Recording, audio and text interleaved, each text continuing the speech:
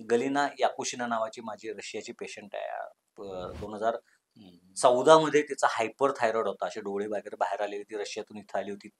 जवळपास 50 का 60 दिवस ती इथं राहिली होती. सगळी पंचकर्म वगैरे सगळी तिची करून घेतली. आज तिला 2 गोंडस मुलं आहेत. एकदम रशियन टोमॅटोसारखी गुबगुबीत अशी पोरं आहेत तिची. आणि तिचा नवरा इंडियनच आहे. पण आणि मस्त हिंदीतून फोनवरती वगैरे आले. त्यांना मस्त आहे अंकल असं म्हणत असतात छानपैकी. पोरांनाही थायरॉइड नाही. डिलिव्हरीच्या काळातही तिला थायरॉइड परत झालेलं नाही. ती आजही दर 3 महिन्यानंतर 6 महिन्यानंतर टेस्ट करते. ॲब्सोल्यूट नॉर्मल आहे. काहीही नाहीये. ह्या स्टेजपर्यंत आपण जाऊ शकतो. अर्थात मी डॉक्टर असल्यामुळं मी हे कधीच म्हणत नाही आणि म्हणणार नाही, की आला पेशंट म्हणजे प्रत्येक पेशंट बरा होतो. हे होऊ शकत नाही. पण भरपूर पेशंट बरे होतात. भरपूर प्रमाण जास्त आहे. बरोबर. 70% पेशंट बरे होतात. थायरॉइडचे 70% पेशंट बरे होतात आपल्या क्लिनिकमध्ये. पण मॉडर्न मेडिसिननुसार 100% पेशंट हे आयुष्यभर औषध घ्यायला लागतात.